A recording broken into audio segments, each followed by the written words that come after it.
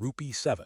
35 per liter fuel just spiked overseas, and your grocery bill follows in exactly 28 to 42 days. In the next 9 minutes, I'll show you the exact historical lag time between fuel surges and supermarket price tags, how much of your weekly paycheck gets absorbed by the combined shock, and the 3 budget categories that typically break first for families earning between $50,000 and $100,000 a year. By minute 6, you'll see the Federal Reserve data that proves fuel inflation isn't isolated. It cascades into logistics, fertilizer costs, packaging, and transportation within weeks. And here's the critical part most households miss. Retailers absorb about 20 to 30% of fuel cost increases initially, then raise shelf prices hard. If you don't adjust your household budget in the next 10 to 14 days, you'll be forced into reactive emergency cuts by week 6 or 8, instead of planned adjustments made today. Let's start with the wrong belief most families hold, and then I'll show you the research that contradicts it. Most middle-class households assume fuel price spikes are isolated shocks. You see the pump price jump, you pay a bit more on your weekly commute, and life goes on. You assume your grocery bill stays flat for another 4, 5, maybe 6 months before any impact trickles down. That's the belief, and it's wrong. According to Bureau of Labor Statistics Consumer Price Index analysis covering the past 10 years, fuel cost increases propagate to consumer staples within 4 to 6 weeks, not months. The Federal Reserve's Economic Data, FRED database, shows a clear, measurable correlation between West Texas Intermediate crude price spikes and Producer Price Index data for food manufacturing. When fuel goes up, the entire logistics chain that moves food from farm to shelf gets more expensive. Fertilizer, which is petroleum-based, costs more. Refrigerated transport costs more. Packaging costs more. And retailers don't absorb all of that. They absorb a slice, about 20 to 30% initially, and then they raise prices on the shelf to recover margin. Here's the delta. A household in your income band could face $250 to $400 in combined fuel and food inflation impact within 60 days if fuel stays elevated. That's not $0 for 6 months. That's $250 to $400 in the next 2 months, and most families don't expect it, so they don't plan for it. Let's put real numbers on your household impact first. Imagine a family earning $70,000 a year, dual income, middle class, living in a mid-cost metro area. They drive about 12,000 miles a year total between 2 cars. That's roughly 800 gallons a year, or about 67 gallons a month. A sustained fuel price increase of about $0.09 per gallon, the rough equivalent of the Rupee 7. 35 per liter spike we're tracking, costs that household an extra $6 per month per car, or about $12 a month combined. Multiply that over a year without wage adjustment, and you're looking at $144 extra in annual fuel costs. But here's where the actual damage happens. That $12 in monthly fuel cost isn't the real number. The real number is what fuel cost inflation does to the supply chain. When fuel costs rise, logistics companies raise their rates. Those rate increases get passed to food manufacturers through shipping surcharges. Manufacturers don't absorb all of that. They raise the wholesale price of food products. Supermarkets, competing on margin, eventually pass those increases to you. BLS historical data shows this takes about 28 to 42 days to reach the shelf.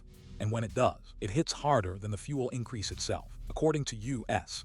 Census Bureau data on household budget allocation for families in the $50,000 to $100,000 income band, the average household spends about 12% of take-home income on food at home, and about 15 to 18% on transportation, including fuel, insurance, and maintenance. For $70,000 household with roughly $500 in monthly take-home income, that's about $540 per month on food, and $675 to $810 on transportation. A sustained fuel price increase that cascades into logistics and then into food prices typically results in a 2 to 4% increase in food prices within 60 to 90 days. 2 to 4% of $540 is $11 to $22 extra per month on groceries alone. Add that to the $12 per month in extra fuel costs, and you're at $23 to $34 per month in immediate measurable impact. But that's still not the full story. Here's where it gets worse. When fuel costs spike and stay elevated, it doesn't stop at food and fuel. Utilities often climb because many power plants and heating systems run on petroleum derivatives. Shipping for other consumer goods, everything from clothing to electronics, gets more expensive. Restaurants and food delivery services raise prices. Suddenly, A $1.12 monthly fuel shock becomes a $250 to $400 monthly impact when you add food, utilities, dining, and logistics surcharges on other goods.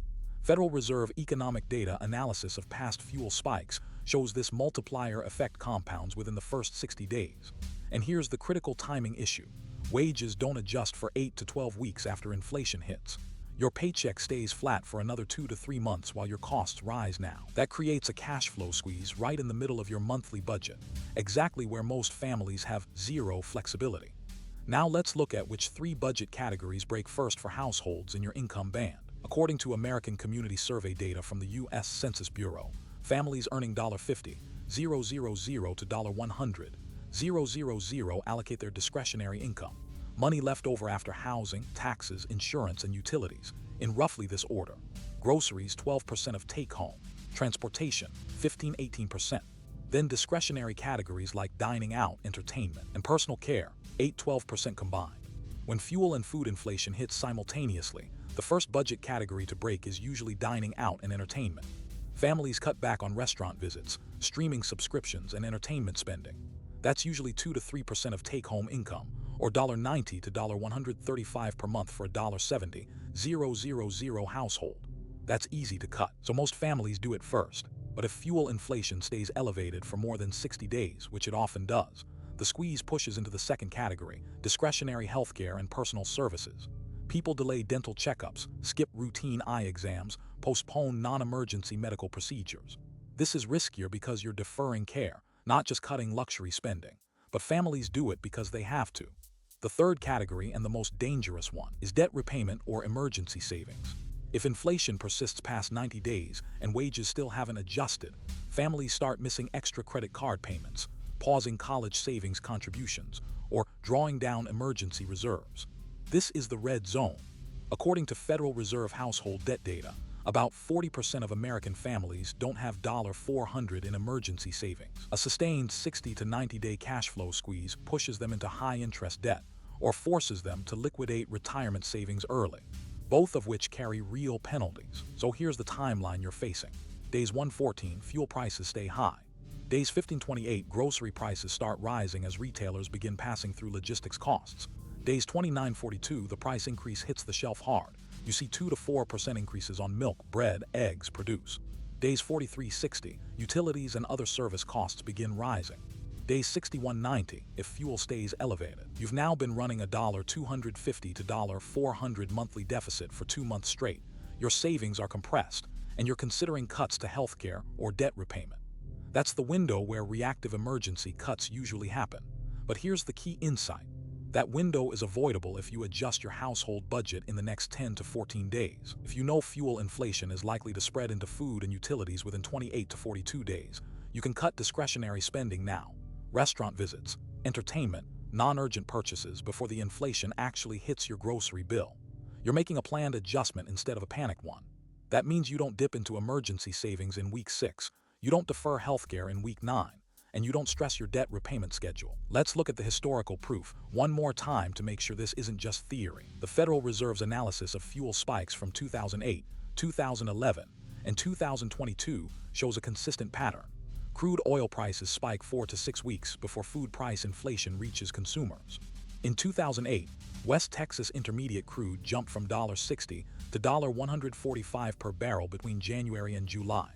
Food prices, measured by BLS Producer Price Index data for food manufacturing, showed a 0.8% increase in February, then climbed 1.2% in March, 1.5% in April, and 2.1% by May. The correlation is unmistakable. In 2022, WTI crude spiked from $70 to $110 between February and June. Food inflation, which had been running at 0.4% monthly in January, jumped to 0.8% by March and stayed above 1% per month through September. Again, the lag is 4 to 6 weeks, and the cascade is real. Your household saw this in your grocery receipts if you were paying attention. The eggs you bought in February cost the same as January. By April, they were 8 to 12% higher. Milk, bread, chicken, all the same pattern. Fuel spiked. Costs stayed flat for a month. Then they jumped. So what should a household in your income band do right now? First, assume fuel inflation will cascade into food and utilities within 28 to 42 days. Don't wait for it to happen. Plan for it. Second, review your discretionary spending in the next 10 to 14 days. Restaurants, entertainment, subscriptions, non-urgent purchases. Identify $200 to $250 in monthly discretionary spending you're willing to cut before inflation hits your grocery bill. Cut it proactively. This protects your emergency savings, your healthcare budget, and your debt repayment schedule. Third, don't tap emergency savings. That's a last resort. Adjust discretionary spending first. If you have $400 in monthly discretionary room, use $250 of it now to buffer the incoming inflation.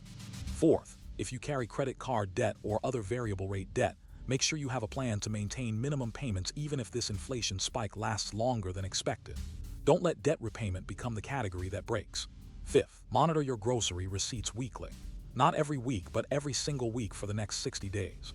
Track the price of milk, eggs, bread, chicken, and produce. The moment you see sustained increases of 1 to 2% week over week, you'll know the cascade is happening, and you can make secondary adjustments if needed. This isn't alarmism. This is preparation based on 15 years of Federal Reserve economic data and BLS Consumer Price Index analysis. Fuel spikes cascade into food prices. The lag is 4 to 6 weeks. A household in your income band can face $250 to $400 in combined inflation impact within 60 days. The families that plan for it in weeks 1 and 2 don't panic in weeks 6 and 8. The families that ignore it end up making emergency cuts they didn't want to make. The research is clear. The timeline is predictable. The impact is real. And the window to adjust is right now, the next 10 to 14 days while fuel inflation is still fresh in the news and you're thinking about it. In week 3, you'll forget about it. Your grocery bill will rise and you'll blame the supermarket instead of the fuel spike that caused it. Don't let that be you. If you want the full numbers, the spreadsheet showing household impact by income band, and the exact BLS and Federal Reserve sources I used to build this timeline, check the companion resource Market Cycles Decoded. The link is in the description. The key takeaway: fuel inflation isn't isolated. It cascades into food and utilities within 4 to 6 weeks. Plan for it now instead of reacting to it in week 6. Hit subscribe so you don't miss the next analysis, dropping later this week. I'll be